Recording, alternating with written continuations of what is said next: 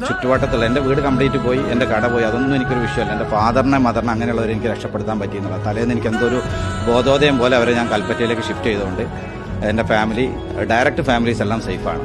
പക്ഷേ എൻ്റെ ചെറിയ ബന്ധത്തിൽ വരുന്ന 10-29ഓളം പേര് ഇപ്പോൾ തന്നെ മിസ്സിങ്ങിലാണ്, കുടുംബത്തിൽ മാത്രം. പിന്നെ എൻ്റെ സർക്കിളിലുള്ള, അതായത് എനിക്ക് ഏറ്റവും ഫീൽ ചെയ്തിട്ടുള്ള വിഷയം എന്ന് വെച്ച് കഴിഞ്ഞാൽ, ഞാനൊക്കെ എടുത്ത് വളർത്തിയ കൂട്ടത്തിലുള്ള എൻ്റെ അയൽവാസികളിലൊക്കെ പെട്ട് ആ കുട്ടീനോടൊക്കെ ഞാൻ ചെറുപ്പത്തിൽ അവരോട് ചോദിക്കുകയായിരുന്നു, നിങ്ങൾക്കൊക്കെ എന്താണ് ഫ്യൂച്ചറിൽ ആഗ്രഹം എന്ന്. അങ്ങനെ ആ കുട്ടി നമ്മളടുത്ത് പറഞ്ഞു, ഇപ്പോഴും എൻ്റെ മനസ്സിലുണ്ട്. അവർ പറഞ്ഞതെന്ന് വെച്ച് കഴിഞ്ഞാൽ എനിക്ക് നേഴ്സാകണം, ആളുകളെ സേവനം ചെയ്യണം എന്നുള്ളതാണ്.